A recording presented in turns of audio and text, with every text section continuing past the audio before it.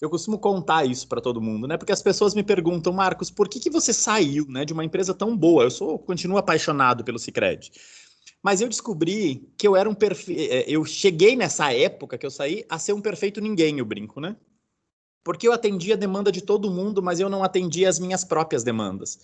E quando eu parei para descobrir e olhar para quais eram as minhas demandas, eu não sabia mais quais eram as minhas demandas, porque eu acordava e fazia tudo que era para fazer. Então eu acordava, eu ia trabalhar, trabalhava muito bem, né, no Sicredi, tinha meus filhos e tal.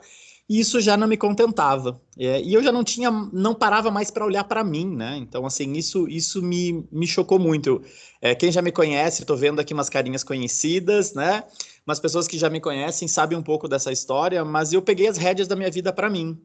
E entre os lemas que eu trouxe, e isso me fez sofrer agora muito de novo na pandemia, é aquilo de falar só aquilo que eu consigo fazer, né? Então eu não consigo mais fazer coisas que eu não acredito, que não seja verdadeiro, né? Eu brinco que sempre conto essa história que eu fui careca durante 15 anos, né?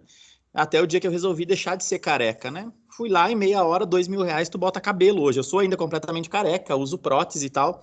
Mas quer dizer, se tu não gosta do que tu vê no espelho, tu tem que ir lá e mudar, né? Faz uma plástica, bota um botox na cara, faz um preenchimento aí, né? Eu vivo fazendo o meu, retoquei, inclusive, essa semana. Quer dizer, se tu não fizer isso, se tu não se sentir bem, não fica achando que alguém vai fazer isso para você. E aí, quando a gente olha para esse tema que a gente vai abordar hoje, para mim isso tem tudo a ver de novo, né? E eu vou compartilhar com vocês algumas telas aqui, porque tem duas formas de abordar isso que para mim me ajudaram muito nesse processo.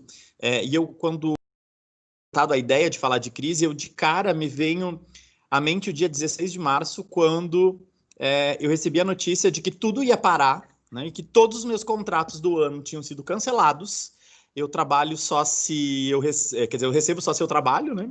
E todos os contratos presenciais foram cancelados. Eu não tinha um trabalho via a distância, né, via online. Eu dou aula em 10 universidades, todas pararam. E também só recebo se eu trabalhar. E eu não acreditava nesse modelo. E eu fiquei 15 dias em estado de choque, assim, sem poder produzir nada, porque eu não acreditava nesse modelo, e também sem reagir, né? Até que eu descobri algumas coisas que me fizeram reagir, me fizeram olhar para essa crise, me fizeram olhar para esse momento e agir de uma forma diferente, e é isso que eu quero compartilhar com vocês hoje. Então fiquem bem à vontade se quiserem mandar perguntas no chat, depois a Amanda pode organizar isso para nós sem problema nenhum. Então vamos lá. Com certeza, Marcos. E aí, né, os recadinhos, a participação, mandem questões no chat, se quiserem ficar à vontade também de abrir o microfone, só dar um recadinho ali antes, né, deixa eu falar um pouquinho, né, abre o microfone também, ou então no chat, e só para avisar que a gente iniciou a gravação também. Obrigadão, meu anjo. Então vamos lá. Gestão de crise. De cara, o nome já tem duas interpretações. Eu tenho que olhar o que é gestão, que vem da administração, e crise é algo que geralmente não é teu, é algo externo. Então é algo que não está nas tuas mãos, querer ou não querer. É algo que acontece e tu tem que então fazer uma administração daquilo que está acontecendo. A gente só consegue fazer essa administração das coisas que estão acontecendo se eu estiver bem. Se essas coisas acontecem quando você não estiver bem, acontece o que aconteceu comigo agora, início de março. É uma paralisação. Tu para, que é um pouco do que a gente fala de medo, né? O medo, ele te faz duas coisas. Ou ele te faz correr, ou te faz ficar parado, né? Pensa um cachorro bravo vindo em tua direção. Ou tu sai correndo desesperado para subir numa árvore, pular em alguma coisa, ou tu para e não se mexe e respira. E isso, essa gestão de crise, geralmente ela causa nas pessoas, né? Então, ou a pessoa entra em pânico e se apavora e para, ou ela corre nessa administração das coisas que têm acontecido. E aí eu queria trazer uma primeira reflexão de que nada é garantido. Gente, eu fiquei pensando um pouco sobre o que falar para vocês e eu me venho à cabeça uma coisa. Quando você entra em casa e tu aciona o interruptor de luz, né? Você pensa em tudo o que está acontecendo ao redor disso para que você tenha luz nesse momento, né? De quantas pessoas tem em usinas hidrelétricas com milhares de pessoas, com toda aquela arquitetura, com toda aquela questão complexa que tem para acender a luz que você apertou o botão ali e simplesmente acendeu? Ou a gente tem isso como garantido, de que se eu apertar o botãozinho ali, isso tudo vai acender sem olhar a complexidade que tem por trás. Para mim foi isso que aconteceu com a pandemia nesse momento e eu quero fazer esse recorte, né? De repente, eu fui acender a luz e tudo parou. E aí, isso tudo veio refletido nos negócios, isso veio refletido na nossa atividade e bagunçou um pouco de tudo. Quer dizer, muitas pessoas numa zona de conforto, no sentido de ter uma rotina, e sair dessa zona de conforto nunca é fácil, né? Agora imagina tu ser arrancado dessa zona de conforto, porque logo depois da zona de conforto vem o que a gente chama de zona de medo. E muitas pessoas não conseguiram reagir a essa zona de medo e ficaram paralisadas aqui. O que eu vou trazer para vocês é uma reflexão sobre, não sobre a crise, sobre o problema da crise, né? E o problema da crise não é a crise em si.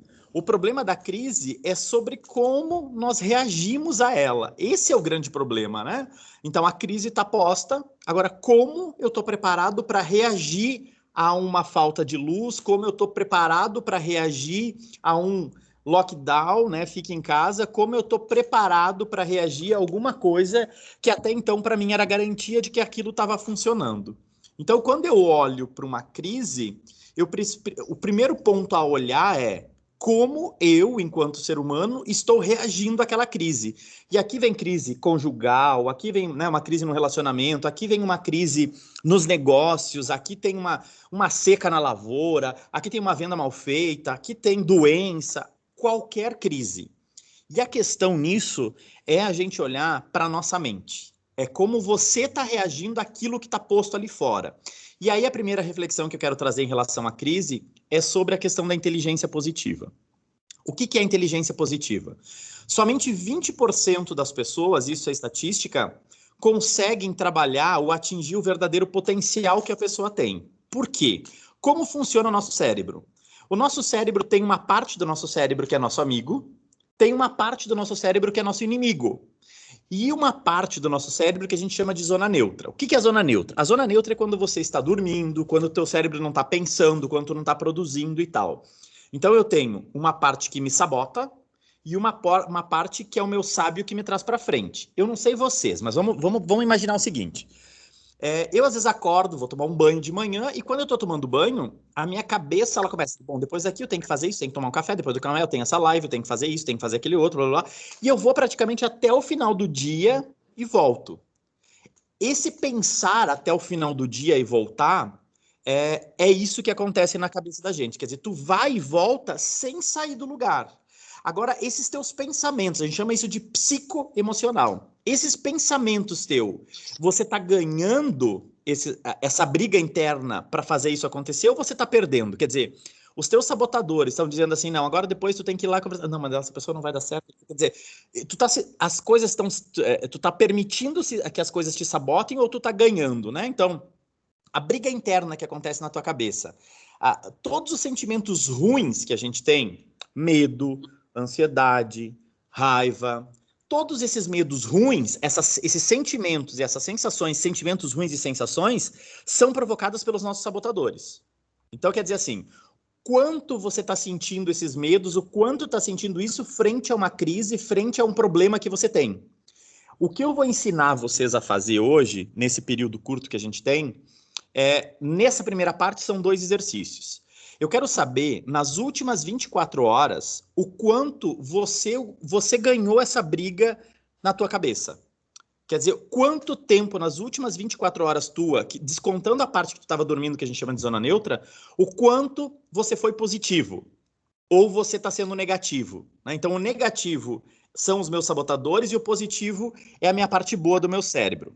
Como é que a gente vai fazer isso? Primeiro, o nome que a gente dá isso é índice de coeficiente de inteligência positiva. Quer dizer, como está esse teu índice? O quanto você está conseguindo ser positivo? Tu está ganhando essa briga interna?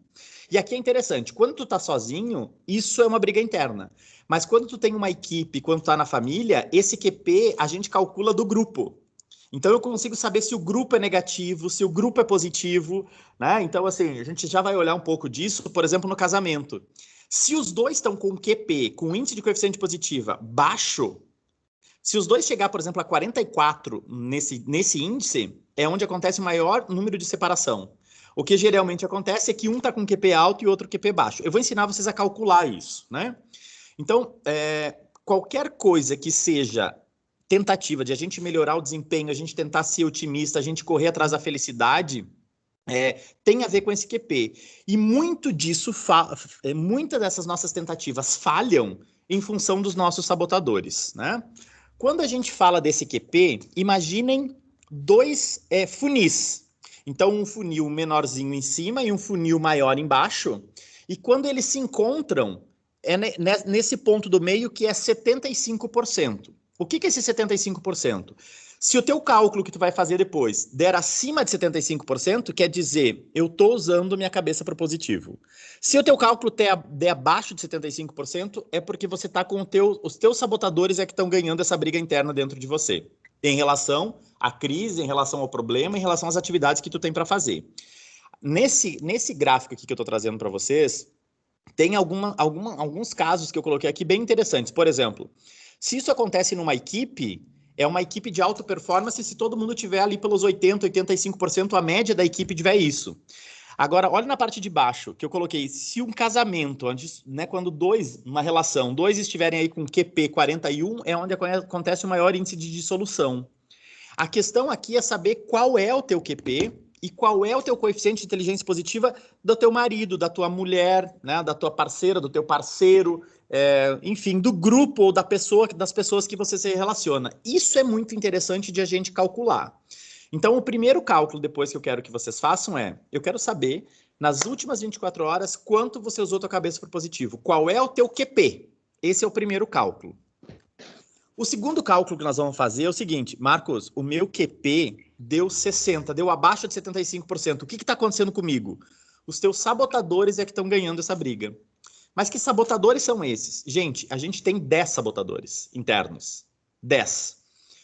9 estão nesse gráfico, esse gráfico é o meu, tá? É o real. E a gente tem um 10º sabotador, que é o crítico. Então, é avaliar qual é o teu nível de criticidade com você, com os outros e com as circunstâncias. O quanto você é crítico com tudo.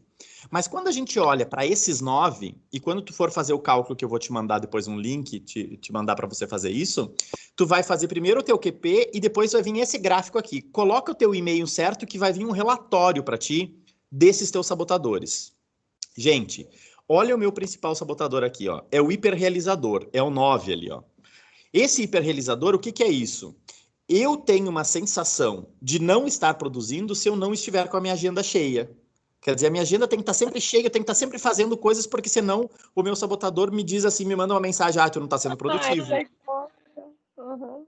Ok? Então, esse meu sabotador do hiperrealizador me derruba. E isso tem a ver um pouco com a minha origem, né? Meus pais são alemães e eu lembro de eu pequenininho em casa, minha mãe já dizia, não tá fazendo nada, guri, vai achar alguma coisa para fazer, né? Se tu não tá fazendo nada, tem que achar uma vassoura, pega uma enxada, tu tem que fazer, né? Tu tem que estar o tempo todo assim. E isso te sabota, né? Então eu preciso prestar atenção nesse meu sabotador. Olha o outro meu que deu 8 é o prestativo. Que sabotador é esse, gente? É essa pessoa que quer ajudar todo mundo, que quer fazer tudo pelos outros. Às vezes ele deixa até para trás as suas coisas, mas para fazer pelos outros. E a questão é que faz isso sempre querendo algo em troca. E a pessoa diz, não, Marcos, mas eu não faço querendo algo em troca. No fundo, tu quer um muito obrigado, tu quer um reconhecimento, tu quer só que a pessoa reconheça o que tu fez, que seja, mas tu faz isso buscando alguma coisa. Os outros aqui eu vou passar rapidinho. O primeiro é o insistente, porque depois tu vai fazer o teu gráfico e vamos ver como é que vai dar o teu. O insistente é aquela pessoa que ela acorda e ela tem todo o dia dela na cabeça. Se alguma coisa dá errada no dia dela, ela já fica pé da vida. Os outros nem sabem do que ela está planejando, mas se ela botou alguma coisa que ela vai fazer, ela não fez, tá tudo errado o dia dela, né? Então, esse insistente é aquela pessoa ansiosa, é aquela pessoa que está sempre, né, assim, nossa, ela tem que fazer tudo certinho, se alguém pede, ela não pode, porque tá tudo organizado e sempre correndo e tal. O hipervigilante, ali, o terceiro, o hipervigilante, eu sempre tenho muito pena quando eu pego alguém que tem um hipervigilante muito alto, porque é uma pessoa que não dorme. O hipervigilante, ele leva até o celular para a cama. E ele deixa do lado, assim, porque vai que alguém liga, né? Deus o livre, tem que deixar ali do lado, não pode nem desligar do celular. E ele fica o tempo todo conectado a tudo, ele acorda de noite pensando nas coisas, e ele pensa... E o problema do hipervigilante é que ele pensa no negativo. Ele sempre vê problema nas coisas. Ele vê se não vai dar certo, mas isso não, mas ninguém ligou. Se não ligou, será que não sofreram acidente? Será que não sei o quê? É tudo no ruim, o hipervigilante. Só que a cabeça dele não para nunca. E isso faz um turbilhão de sentimentos ruins. O inquieto é parecido com o hipervigilante. Só que o inquieto, ele não tem esse ponto negativo. Ele tem um foco no positivo. Só que ele não para nunca. Ansiedade, ele começa 1000 coisas e não termina, ele tá sempre funcionando e tal. Esse é o inquieto. O controlador, esse também é avassalador na nossa vida. Porque o controlador, ele assume muita responsabilidade das coisas, porque ele acha que se ele controlar, se ele estiver à frente, se ele assumir, as coisas vão andar. Mas se ele não botar a mão, as coisas não andam, né? Ele é que tem que botar a mão, ele tem que estar com o bedelho em tudo. Então ele não confia nas pessoas, né? E aí ele começa com dor nas costas em cima, porque é ele que carrega tudo. E ele vai somatizando. Esse controlador, de tanto ele assumir responsabilidade, ele é sabotado por ele. O esquivo é aquela pessoa que ela escorrega. Então, se alguém falar mal de alguma coisa, ela vai falar, ela não se posiciona para não se indispor, então ela vai indo, né, para ficar de bem com todo mundo e tal, e com isso faz com que ela não se posicione, que ela não tenha opinião própria e tal. Por exemplo, eu digo que eu esquivo, né? Tu tá andando de carro com teu marido, andando de carro com pessoas. Que música escutam na rádio? É a música que você quer ou a música que o outro quer? Não, deixa dele, né? Eu brinco assim, se perguntar, qual é o sabor de bolacha recheada que tu quer? Qualquer uma. Não é qualquer uma, né? O esquivo, ele não sabe mais o que ele gosta, qual é a fruta que ele mais gosta, qual é o sabor que ele mais gosta, qual é o refrigerante que ele quer. A senhora quer qual refrigerante no restaurante? Qualquer uma. Não é qualquer uma. Você tem um gosto. O esquivo faz isso com a gente. O vítima é aquele sabotador que ele faz a gente jogar culpa tudo pro outro. Então, tudo que acontece, nada é culpa tua, sempre é do outro. Então, sempre tem uma justificativa e tal, e ele se faz de vítima para isso. E o hiperracional é aquela pessoa com foco no resultado, ela resolve tudo, mas às vezes ela pula até por cima das pessoas. Ela esquece do sentimento das pessoas porque ela tem um foco na tarefa. Esses são os 9 sabotadores que a gente tem, responsáveis por tudo de ruim que a gente acontece no lado ruim do nosso cérebro. Então, eu tenho que estar o tempo todo muito atento quando tem uma crise de como eu estou reagindo. Gente, isso aqui é muito legal. Você fazer 2, 3 vezes por semana e você ir anotando, por exemplo, quanto está o teu QP. É como você pegar um termômetro e tirar a tua febre. Marcos, essa semana 2 vezes estava acima de 75, mas essa aqui baixou. E aí tu começa a olhar o que aconteceu quando baixou. Quais foram os sabotadores que estavam mais alto ali. E aí tu vai começar a descobrir o que efetivamente interfere na tua qualidade de vida, de ter uma vida de qualidade, o que está interferindo na forma de como você está reagindo à crise, por exemplo, né? Bom, Marcos, mas tu falou da parte ruim e da parte boa. A parte boa tem 5 grandes superpoderes. Eu tenho 9 sabotadores e o 10 que é o crítico, e tenho mais 5 superpoderes. Quais são? A empatia, gente. A empatia é um superpoder que faz a parte ruim, os sentimentos ruins desaparecer. O que é essa empatia? Essa empatia é olhar para o outro. Só que a gente só consegue olhar para o outro se você consegue se olhar. Se você não se olha, se você não é feliz, se você não olha para os teus valores fins, você não consegue ser empático. Então ninguém olha para o outro se não sabe se olhar. Qual é o teu sonho? Ver meus filhos felizes. Teu filho não vai ser feliz se você não for. Então, se tem que melhorar alguma coisa, é você. A exploração, ela parte dessa coisa de a gente questionar, perguntar. Eu falo sempre do médico, que eu acho que é uma profissão que explora muito, né? Tu vai consultar, ele te pergunta 1000 coisas antes de te dar uma receita e tal, porque ele quer saber de onde que tu tá, de onde vem aquela dor, ele pede um exame. E quando ele dá a receita, tu vai na farmácia e tu compra o que ele pediu. O cara da farmácia ainda diz assim, você não quer um genérico? Não, tem que ser esse, né? Tu não duvida do que ele fala. Isso é porque ele explorou.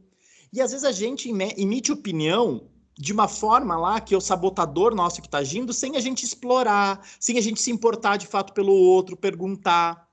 A inovação é fazer coisas diferentes todo dia e serve qualquer tipo de coisa. A navegação é você ter o direito de escolha. Eu trabalho muito com um grupo de mulheres, né? Mas eu digo isso que vale para todo mundo. A questão é assim, você pode ser o que você quiser, desde que você tenha escolhido. Se você não escolheu estar fazendo isso que tu está fazendo hoje, para e pensa o que você quer fazer, escolhe isso e corre atrás. Ponto. Não tem A. Menos mimimi e mais atitude quando a gente vai nessa coisa de navegação. E o outro ponto é a ação decisiva. Gente, pessoas na dúvida não agem. Mas aqui tem uma coisa que eu gosto muito de falar, que é: desejo vem antes de conhecimento. Marcos, mas eu não sei como faz. A pergunta é: você quer fazer?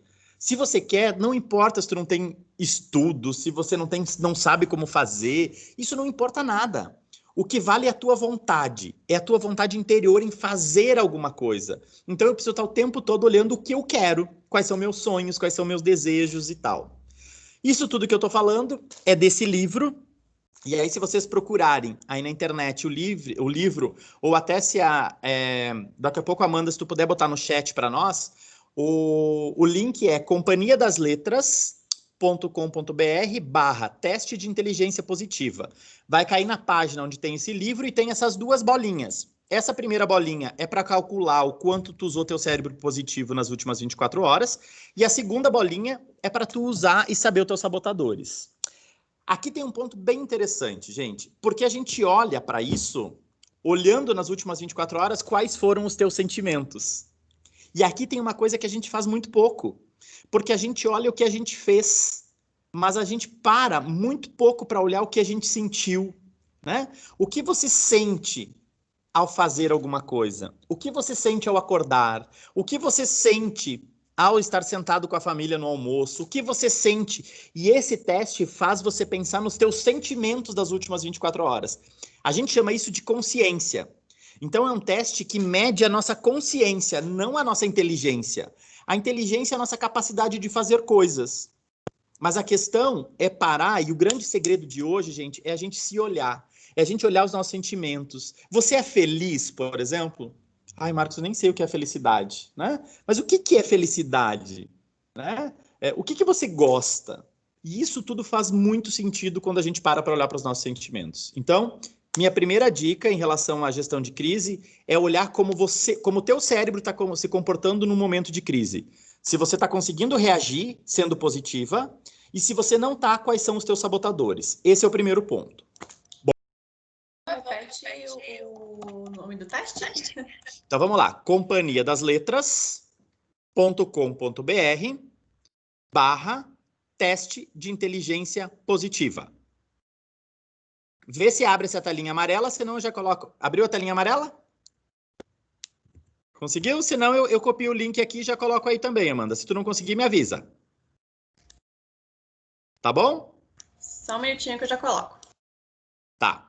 Então eu vou para a segunda reflexão nesse mesmo ponto de gestão de crise. Gente, sugestão minha, faça esses 2 testes e peça para tua família fazer.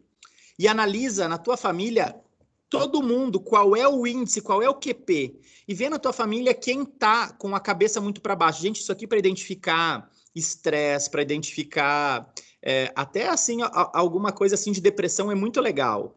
Porque a depressão, ele tá com um negativo muito baixo, né? Então, quer dizer, a pessoa tá olhando tudo pro negativo. Então, tu consegue identificar ele fazendo esses testes. E isso tu consegue medir muito como tá a cabeça de uma pessoa. É muito legal. Eu tenho lá em casa, eu vou anotando, para você ter uma ideia, 2 vezes por semana, tenho feito desde março.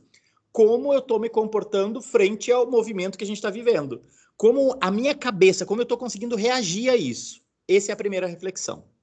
Bom, a segunda reflexão que eu quero trazer na crise, quando a gente fala de uma crise, é em relação, gente, a perfis comportamentais. Eu não posso achar que todo mundo vai reagir da mesma forma quando tem uma crise. E a tendência da gente é olhar para o outro com os nossos olhos, né? Então, eu sempre digo, você não vê o que você vê o que você é. Então, tu olha para o outro e tu diz assim, gente, como que ele não está reagindo? Ou tu olha para o outro, nossa, como ele está fazendo isso? Mas cada um é diferente. E eu quero falar para vocês aqui de 4 perfis, é algo muito simples de entender, mas é muito bacana, que é o seguinte, esse aqui, o DISC, é uma forma de olhar para comportamento de pessoas, e aqui tem um teste embaixo também, Amanda, depois se você quiser copiar aí, a gente pode botar lá, para as pessoas identificarem os seus perfis e das suas famílias, e já vou explicar por quê. O DISC é o pai de todos esses testes de perfis comportamentais. Ele é simples, ele é direto, não tem muita complicação. Mas ele traz 4 letrinhas, que é o vermelho, o D, o I, o C e o S. Então a gente chama de DISC. né? O D, o I, o S e o C, desculpa. O DISC. O que é o D? O D é a dominância. Então, eu tenho tenho um grupo de pessoas que é movido por desafio, eficácia, né? Ele busca o resultado. Quem tem um D alto é uma pessoa que gosta de mandar, né? Então, dentro de casa, geralmente tem alguém que manda, né? Essa pessoa que manda, o perfil dela, a gente já percebe de cara que é um perfil de dominância. O I alto, né, é uma pessoa que é motivada por liberdade, criatividade, ele busca o relacionamento. O meu perfil é um I alto, eu sou influência alta, né? Então, por exemplo, na pandemia, quem tem um I alto vai sofrer para não poder encontrar pessoas, de não fazer teste, não encontro presencial e tal, porque ele tem que estar no meio de gente, né? Então ele tem essa coisa do relacionamento. O S alto é a estabilidade, é uma pessoa que ela é motivada, ela precisa sentir segurança e lealdade. E é uma pessoa que busca a colaboração. E o C alto é o cauteloso, e ele é motivado por altos padrões de eficiência e ele busca precisão. Então, assim, são 4 perfis que eu quero estudar um pouquinho eles com vocês, e eu queria que vocês já fossem tentando identificar qual é o teu, qual é o de vocês. Por exemplo, olha que louco que é isso, gente. Eu sou influência. O influência fala rápido, é ágil, é desse jeito, tem 1000 ideias e tal. Só que se do outro lado eu tenho alguém de vocês que é cauteloso e estabilidade, você deve estar pensando assim, nossa, ele podia falar mais devagar, poderia ser mais calmo, porque o teu perfil é estável, cauteloso. Eu não consigo falar mais calmo, né? Porque o meu perfil é desse jeito. Por exemplo, se você é dominante, o dominante dentro de casa diz assim, faz isso para mim.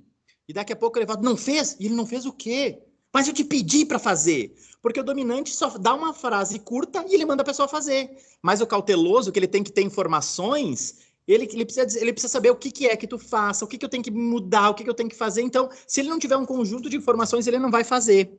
Olha só um pouquinho mais. Vamos lá para o dominante. A frase do dominante é a seguinte: eu sei o que eu quero. Essa é a frase do dominante, né? Então, são pessoas que possuem mais facilidade em lidar com desafios, são determinadas, exigentes, ousadas, assertivas. Só que, por outro lado, essas pessoas não são muito atenciosas com os sentimentos e necessidades dos outros. Às vezes, elas podem se tornar egoístas, porque ela tem muito foco na ação, na atividade. Ela vai lá fazer. E ela não... Por exemplo, se você tem uma empregada e ela te liga assim... patroa, né, não vou poder ir trabalhar hoje. O dominante vai perguntar, quando que você vem? Se for um influente, ele já vai perguntar, mas o que você tem? Né? Porque o dominante, ele tem essa coisa... E não tá errado, gente. Não tá errado. Não tem perfil certo, perfil errado. Por exemplo, se fosse só influente, eu não venderia nada. A gente sempre é 2 perfis, tá? A gente nunca é um só. Porque o influente é de fazer amizade, bater nas costas, servir cafezinho, tomar chimarrão, falar com todo mundo, mas não vende nada, não fecha negócio nenhum. Para fechar negócio, tem que ter um dominante junto. Então, tomada de decisão. Tomada de decisão é dominante, né? Vamos olhar os influentes. Olha a frase do influente, a minha frase. Juntos somos mais fortes. Essa é a frase do influente. São pessoas emocionais, choram por comercial de margarina, né? Possuem grande habilidade de influenciar pessoas, são animadas, entusiasmadas, extrovertidas, motivadoras, sabem persuadir e se comunicar, manter otimismo, né? Só que são pessoas também que iniciam 1000 coisas e têm dificuldade de terminar. Porque eles são de ter ideia, começam 1000 coisas ao mesmo tempo, sempre fazendo 1000 coisas por ser entusiasmada e tal. E isso pode fazer com que essa pessoa seja confundida com superficial, né? Ou com uma série de coisas. Quando a gente vai para o perfil estável, olha a frase do estável. Seria melhor uma abordagem mais calma. São pessoas que lidam melhor com rotinas, padrões, são pacientes, tranquilas, confiáveis, leais, persistentes, gentis. Gente, o estável é o melhor ouvinte que existe. Ele te escuta, ele te dá prova de escuta, ele pergunta como é que você tá, se você entendeu. Cuida. Gente, um dominante não curte as tuas fotos no Face. Quem curte as tuas fotos no Face, no Instagram, dá um like lá, é um estável, é uma conformidade, é um influente. Agora, o dominante, mas por que eu vou curtir a foto dele? Por que ele está postando? O dominante tem essa coisa de mandar, então ele não faz isso. Né? Presta atenção, isso é um caminho sem volta. A gente começa a analisar as pessoas o tempo inteiro depois.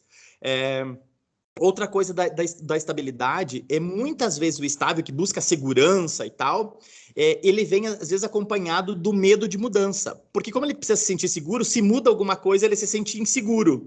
E aí essa tendência de comportamento, ele também tem uma dificuldade na questão de conflito. Por exemplo, tu xinga alguém que é estável, ele se fecha.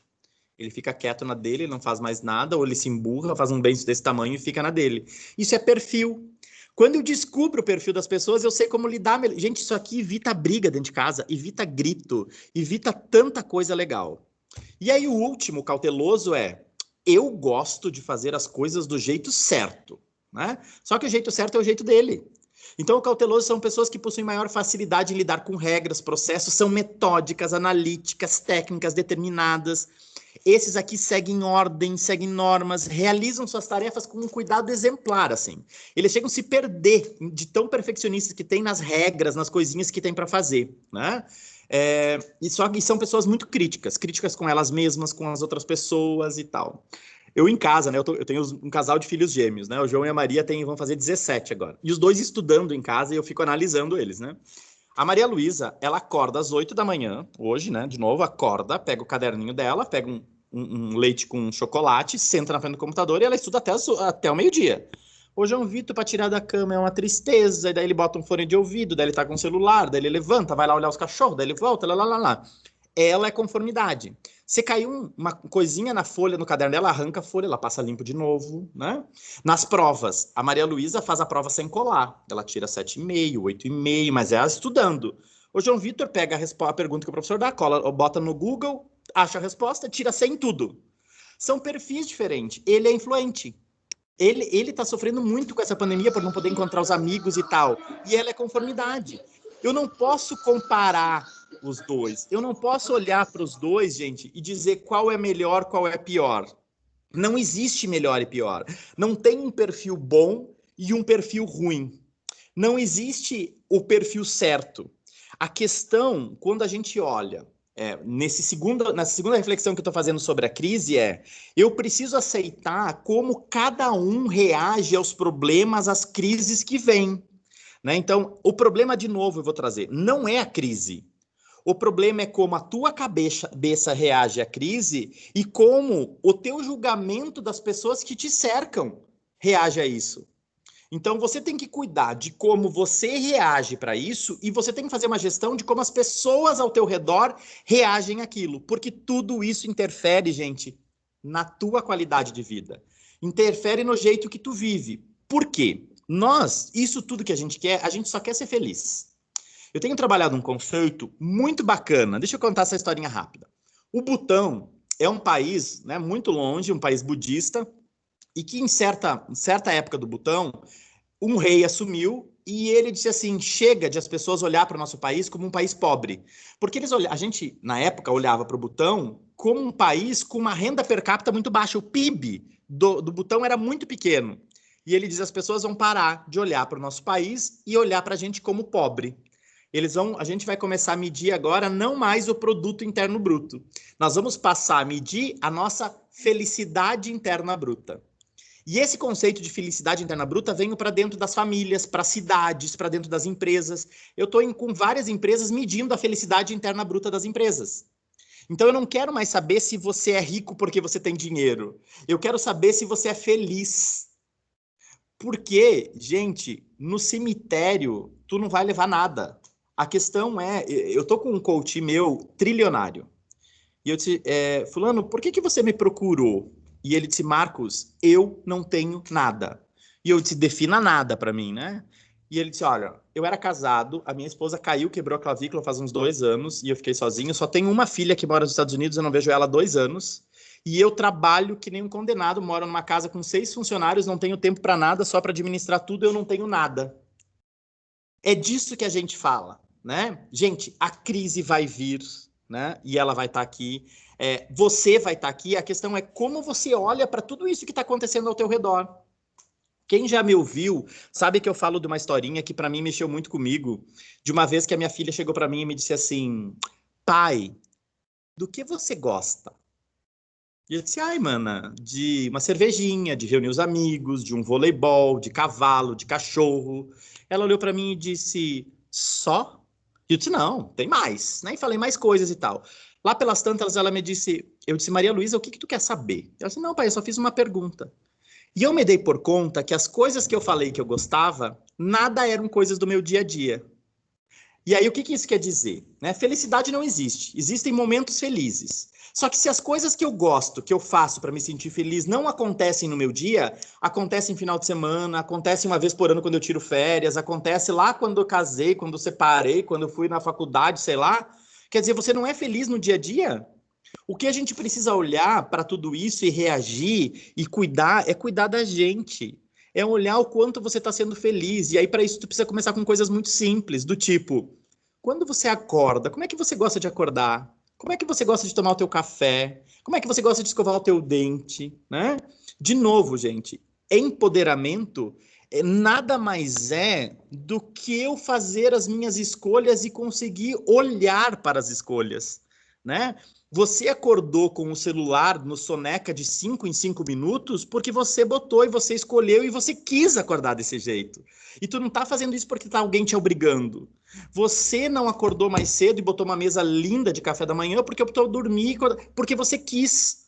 Agora, parar e olhar para essas nossas escolhas, olhar para aquilo que você está escolhendo ser no dia a dia, olhar para aquilo como você está reagindo a algo que está posto ali fora, que você gostando ou não, a pandemia vai continuar lá.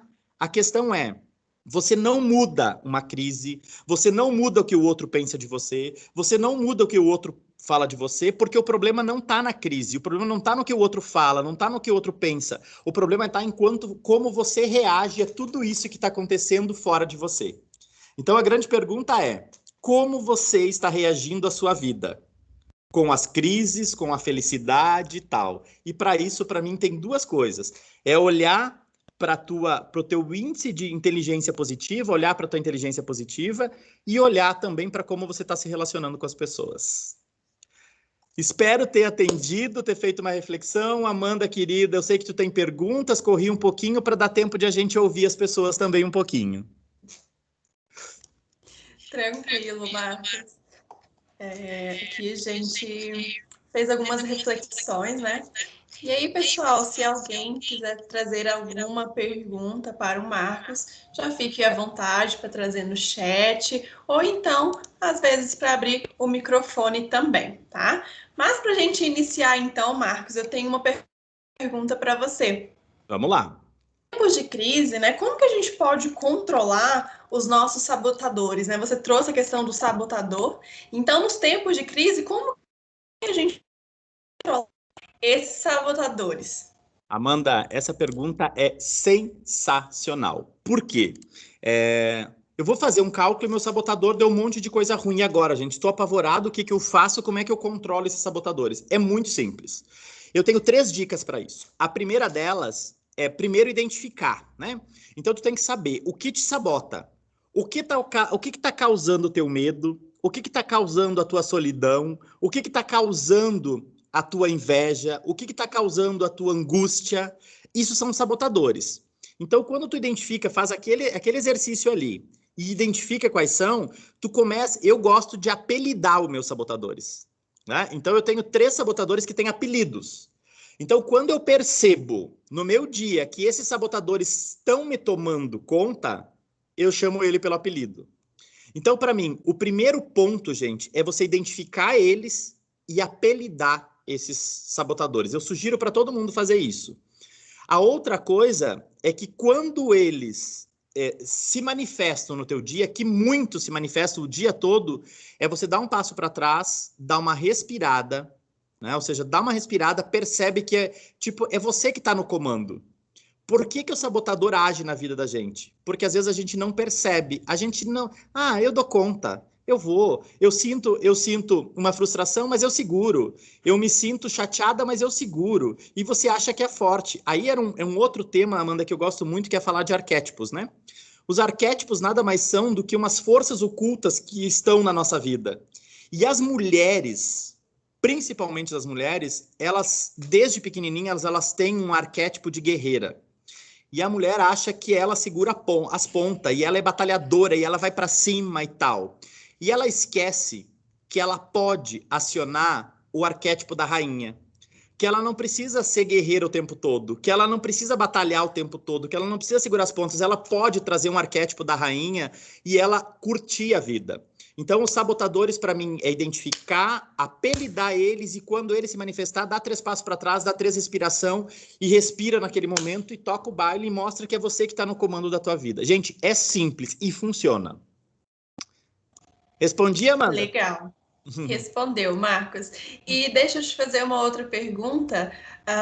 Dá exemplo para gente aí de 2 sabotadores assim muito comuns, para ver se a gente consegue ir até identificando, né? Então, sabotadores, gente, assim, eu para mim, quem vem de descendência alemão, italiano, que tem alguma coisa assim, o hiperrealizador é para acabar, assim, né? Porque são aquelas pessoas que acham que parar para pensar é não fazer nada. Então, ela tem que estar fazendo, tem que estar agindo, não posso parar, né? Nossa, né? Se todo mundo lá em casa não acordar às 6:30 da manhã para ir trabalhar, tem que tirar da cama, tem que fazer, né? Calma, né? Às vezes a mãe me diz assim, Marcos, vai ligeiro, tira o carro, ligeiro. Tá, mãe, para que ligeiro, né? Para que? Calma, para que tem que ser ligeiro? Vamos devagar, né? Esse para mim assim é um que é e eu assim, ó, o sabotador, para mim, assim, o hipervigilante, para mim, um pouco um mal da sociedade hoje, que é o bendito celular, né? É como se o celular deixasse a gente alerta e ligado 24 horas por dia, né?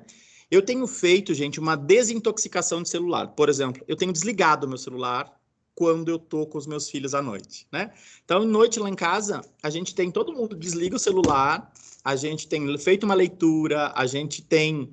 Ontem à noite até estava quente, a gente fez uma fogueira mesmo assim lá fora, e sentamos e conversamos. Sabe assim, de a gente... tem um conceito novo que é o back to basics, que é a gente voltar para o básico, né? Gente, eu nunca senti tanta falta de um aperto de mão, de um abraço, de uma aglomeração, né? De estar com gente.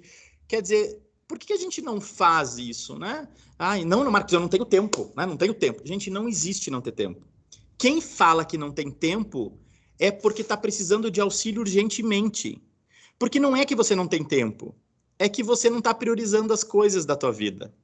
Você quer fazer tudo e não dá para fazer tudo. Você vai ter que escolher. E quem não tem tempo e fala que não tem tempo é porque não está sabendo escolher. Organizar essa coisa de tempo e de prioridade na vida da gente não quer dizer não fazer coisas. E aqui tem um erro muito comum. Organizar o teu tempo é fazer mais, mas fazer mais as coisas que são prioridades para você. Quando tu consegue priorizar coisas, tu vai ver que tu vai fazer mais. Gente, tem gente que senta na frente da televisão e não pode perder um capítulo da novela das 8, que já assistiu pela segunda vez, que já sabe até o que vai tocar, né? Vai acontecer, mas não pode perder. Né? E daí me diz assim, não, mas eu não tenho tempo para uma caminhada, né? Eu não tenho tempo para fazer um exercício, não tenho tempo para fazer uma leitura. E aí tu vai olhar o celular, não sei quem já fez isso, quem não fez, se tu for em ajustes tempo de uso, vai dar ali quanto tempo tu usa o teu celular por dia. Gente, a média do brasileiro é 17 horas por dia usando o celular e não tem tempo, né? E tem uma coisa aqui também do hipervigilante, que é essa coisa de olhar para o negativo, que eu também gosto de abordar, Amanda. Porque eu sempre falo, né, gente? Não reclama. Eu digo que eu consigo medir o nível de espiritualidade, é uma coisa que eu gosto de falar também, das pessoas, para como ela está fazendo a oração dela, né? Então eu pergunto, como é que é a tua oração? Gente, se você está pedindo coisas na tua oração, o teu nível de espiritualidade é baixo. Porque se tu tem que pedir algo para alguém, é porque você não acredita que alguém tem o rumo da tua vida na mão. A questão do pedir, a questão do reclamar e a questão do agradecer tem que estar presente na nossa vida. Reclamar quer dizer o quê? De novo, clamar é pedir. Então, toda vez que tu reclama de alguma coisa, tu tá pedindo para isso acontecer de novo. Reclamar. Tô clamando muito para que aquilo aconteça. Quando você agradece, então quer dizer o quê? A graça descer. Então, toda vez que tu vai reclamar, agradece. Em vez de tu reclamar da crise da pandemia, agradece por você ter mais tempo para ficar com os teus filhos. Em vez de tu reclamar que tu não pode encontrar ninguém, agradece porque agora tu tá com as pessoas próximas de você, as que você mais, né? Quer dizer assim, se a gente olhar o que a pandemia trouxe de bom, trouxe um monte de coisa boa, mas tem gente que prefere olhar só pro ruim, né? Olhar só para o ruim, olhar para a escassez, olha para a abundância. Não olha para a coitadinha das pessoas que não têm o que comer. Olha para essas famílias e o que elas têm para trocar contigo de dia de trabalho e tal. Não olha com pena. Não olha. Ajudar, gente, a palavra ajuda é uma palavra muito arrogante, né? E essa palavra, ajudar, te coloca numa posição que você tem e a outra pessoa não tem. Eu tenho um grupo de jovens, rapidinho aqui, para não estourar o tempo, que fez uma coisa muito legal, né? Porque todo mundo agora quer contribuir. E aí eles fizeram uma campanha aqui no Sul de agasalho, né? Que aqui é muito frio e tal.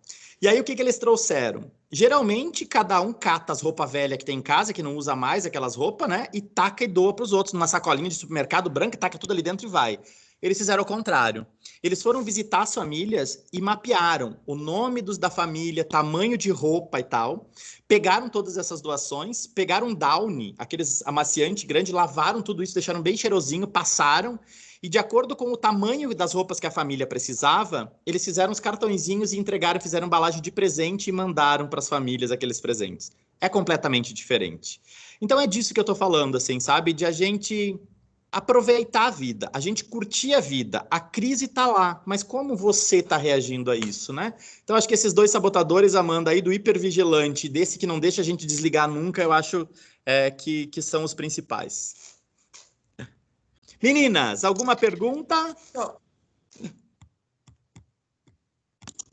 Vamos ver se alguém tem alguma pergunta aqui dos participantes. Mas enquanto isso, Marcos, eu acho muito interessante na sua fala essa questão da gente saber, né? Então, ter um autoconhecimento. Eu acredito que o autoconhecimento é ali que inicia, né? Então, o autoconhecimento, a gente se conhecer, a gente saber esses sabotadores, para que a gente realmente tenha, né, essas escolhas que você trouxe, que a gente faça essas escolhas de modo claro, né? E aí a questão dos comportamentos, né, os perfis que você trouxe também. E como que esses perfis, então, eles podem contribuir, né, para a gente evoluir, né? Esse autoconhecimento mesmo, como que isso pode nos ajudar, né, a evoluir nessas questões? O primeiro ponto é não julgar as pessoas, né? Esse é o primeiro ponto, porque cada um é do jeitinho que é, com todos os defeitos que tem e com todas as qualidades que tem. Né? Hoje eu falava de uma frase que diz assim: errar é humano e permanecer no erro é humano também, gente. Porque se não for humano, não tem essa história de que permanecer no erro é burrice. Não tem nada disso. Errar é humano, e se tu permanecer no erro também é humano, porque o humano tenta, o humano não desiste, né? Então, entender os perfis comportamentais, principalmente de família, dentro de casa, eu digo que é algo assim, evitaria tanta briga, evitaria tanta separação, evitaria tanta, né? Ou seja, assim, até dos outros, né? De olhar para os vizinhos, de olhar para as... Por exemplo, quando tu vai trabalhar numa festa, se tu vai organizar um grupinho para fazer alguma atividade na comunidade, o perfil do dominante e o perfil do influenciador são pessoas que têm iniciativa. O perfil do estável e do conformidade são pessoas que fazem tudo que os outros pedem. Eles estão voltados a tarefas. Esses dois aqui são voltados a pessoas, né? Mas eu preciso dos quatro, porque senão todo mundo começaria tudo e não terminaria nada, né? Então, assim, eu tenho que cuidar para me cercar de pessoas que façam o bem. Gente, você é o reflexo das 6 pessoas que mais convivem com você. Quem são essas 6 pessoas? Qual é esse perfil? Eu sempre falo, né, para as pessoas assim, e hoje eu recebi uma mensagem linda, que é assim, se algo, para refletir sobre isso, ó, se algo não está acontecendo de bom na tua vida, é porque você não está fazendo nada de bom. Então não começa esperando que algo de bom aconteça.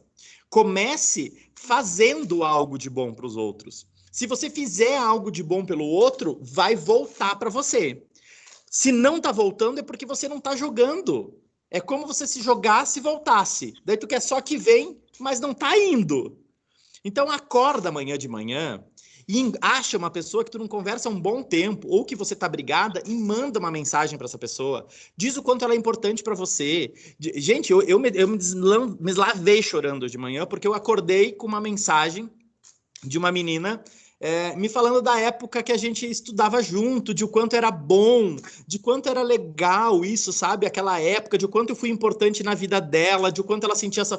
Mas eu me lavei chorando, né? Na hora eu peguei o telefone, fui atrás, descobri o número dela, liguei, ficamos meia hora batendo um papo. Uma sensação tão gostosa, tão boa. Porque se isso é bom, por que a gente não faz isso? Né? Então, olhar para o relacionamento, olhar para o perfil comportamental das pessoas, esse que eu passei para vocês é um gratuito.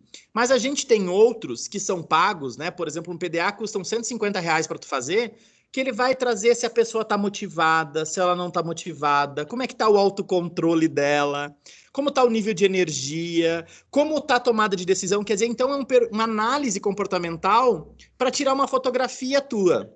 Querem ver uma coisa? Rapidinho, dá um tempinho ainda. Vocês têm um papel e uma caneta aí na mão? Escreve o teu nome aí numa folha. Primeiro nome. Quem tiver papel e caneta, escreve. O primeiro nome, escreve aí. Quem já escreveu, agora faz o seguinte. Escreve o teu nome, mas com a outra mão. Com a outra mão. Troca a caneta de mão e escreve com a outra mão o teu primeiro nome.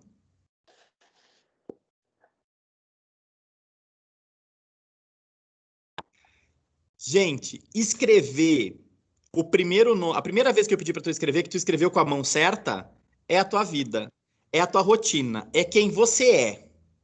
Escrever o teu nome com a outra mão representa o esforço que tu está fazendo para representar ser aquilo que que os outros esperam de você, ou no trabalho, ou no relacionamento e tal.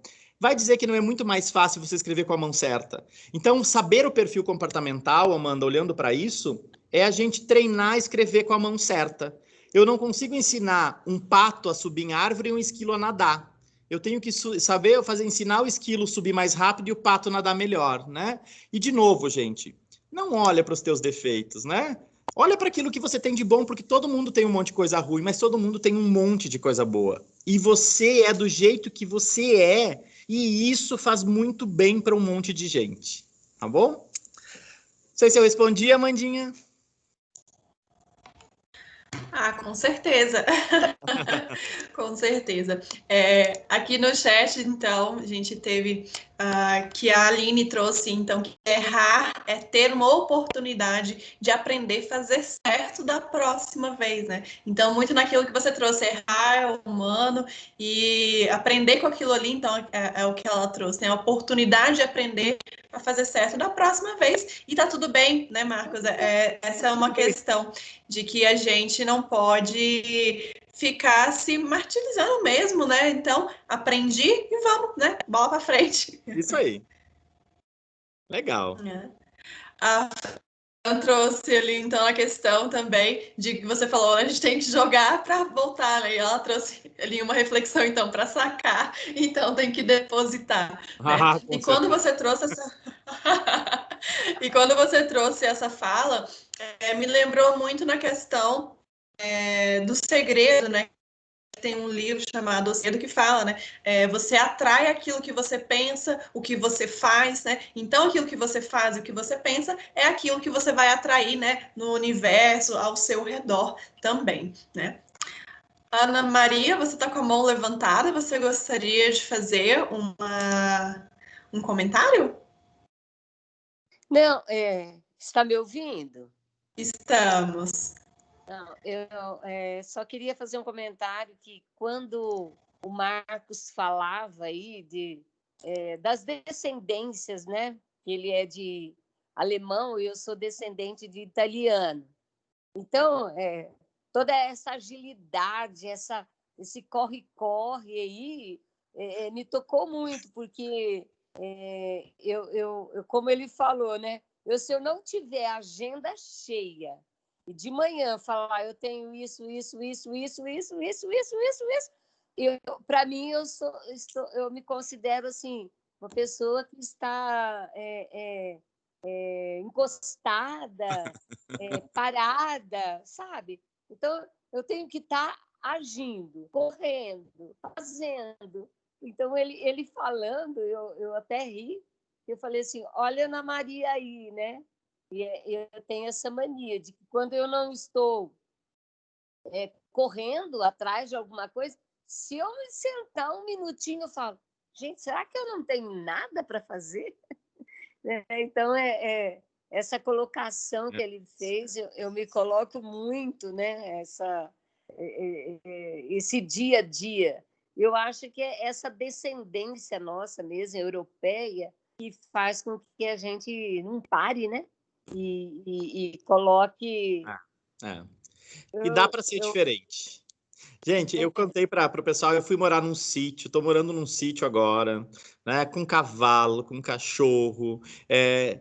Dá para a gente fazer muito diferente a vida da gente. Dá para a gente ser tão feliz, é tão gostoso viver, né? É muito bom, gente. Muito bom mesmo. Como é. Então, é isso mesmo, Marcos. E a gente pode mudar, né?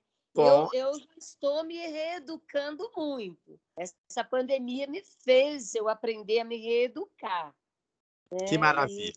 Então, muitas das coisas que você falou, eu me coloquei dentro das situações, mas eu já me reeduquei muito, viu? Muito mesmo. Então, já fui muito mais agitada. Ana, eu tenho falado muito assim, ó, que o que a pandemia trouxe para a gente é colocar um foco no humano, né? Nunca o humano teve tão à frente de tudo. Então, eu não faço nenhum recorte, né? Então, por exemplo, estava falando hoje para uma cooperativa. Não tem mais o foco no associado. O nosso foco é no humano, né? Então, eu não quero mais saber de fazer produtos e serviços com associado. Isso o Sicredi resolve para você. Mas o Sicredi quer se preocupar agora como é que você tá. Como é que tá a tua família? Como é que estão teus filhos, né? Quando a gente olha para os filhos da gente, né? O recorte não é o meu filho. O meu recorte é o humano que está ali atrás. O recorte não é o meu pai. O recorte é o humano que tem por trás do meu pai, né? E a gente perceber que todo mundo precisa de carinho, todo mundo precisa de cuidado, todo mundo precisa de atenção. Isso é muito gostoso. Verdade. Isso mesmo. Legal. Amandinha, deixa eu agradecer. Legal. Eu vivo brigando com a Amanda que esses encontros têm que ser de quinta-feira, porque de quarta eu dou aula à noite, né? Então, é como você falou, mas eu sou daquele tipo de pessoa que é o olho no olho, é sala de aula, é o convívio, é o toque, né? Ai, meu Deus! Olha, Marcos, foi difícil para mim me habituar. Às vezes eu grito com o meu aluno assim, falo, gente, eu estou do lado de cá, para comigo. Me respeita! Ai, Marcos, mas é difícil. Mas tá bom, né? A gente vai aprendendo, claro, né? Claro, logo, logo. Eu acredito que vai deixar assim um residual muito bom para o ser humano, né? Ana, eu tenho rezado para a gente não se esquecer de tudo isso. Para a gente não esquecer de tudo que a gente passou, né? Que a humanidade não esqueça disso, né? Eu fiz uma reunião na sexta com o pessoal da Secretaria de Educação do Rio, eu estou fazendo um trabalho com os educadores de lá, e a gente está trabalhando com a possibilidade de não ter vacina até final do ano que vem, né? Então, provavelmente não vai ter, vai continuar tudo isso até final do ano que vem. Então, esse ano que vem, vai ser o ensino remoto, os alunos não vão reprovar, né? Vai ter um teste de aptidão, vai ser 2 anos em um, mas trabalhando com isso. Então, eu acho que é uma bela oportunidade de a gente se reinventar e aprender a ser diferente, né? E estar mais próximo, né? Legal. Com certeza. Foi muito bom. Que bom, gente. Espero que vocês tenham gostado. Eu gostei. Eu já, todas as suas palestras, dificilmente eu perco uma. Ai, que bom, querida. Que bom. Eu fiquei feliz da vida quando passou para hoje, porque de quarta-feira eu tenho aula, né? Então foi feito para você. Para mim foi ótimo. Que show. Pessoal, Então, se alguém quiser fazer mais algum comentário, fique bem à vontade. Mas, enquanto isso, peço que, por favor, vão respondendo a pesquisa que eu acabei de colocar aí no chat, né? Peço que respondam ela, como a gente é uma parceria com o Sescope, né? Eles sempre pedem que a gente faça também uma pesquisa para a gente avaliar como que foi o evento. Então, tá aí no chat, peço que acessem o link e respondam a pesquisa, por gentileza. Por enquanto, alguém gostaria de fazer algum comentário, alguma colocação? Já temos aqui no chat o pessoal agradecendo que foi muito bom, Marcos. Ah, que bom, gente, que bom. Eu fico muito feliz em poder contribuir com vocês, o pouquinho que seja nessa reflexão, né, em tocar o coraçãozinho, né, de a gente olhar para a coragem, olhar para o nosso peito, olhar para os sentimentos. Eu fico eternamente grato aí à Sicredi Planalto Central, né, ao nosso presidente, sou um grande admirador do Pedro, assim, né, uma pessoa, eu brinco que eu quero ser ele quando eu crescer, né, então uma pessoa que eu admiro muito, muito, muito mesmo, né, e trabalhar com pessoas com quem a gente admira, isso é muito gostoso. Então, sempre que eu tenho a oportunidade de estar na Planalto Central, eu agradeço demais, assim, a oportunidade, né, e espero ter contribuído um pouquinho com vocês. Com certeza, Marcos. Ouvir, né, as suas indagações, o que você traz sempre é muito proveitoso. Ainda mais falando, né, de autoconhecimento, de crises de felicidade, né, de nos proporcionar isso, é muito mais interessante, né? Então, pessoal, um recadinho que talvez eu deixaria para o final, né, vamos fazer coisas boas, vamos fazer as coisas que nos traz felicidade, vamos fazer coisas que a gente sinta bem conosco e também com as pessoas que estão próximas de nós, né? Vamos fazer o bem para vir o bem, né? Vamos dizer assim.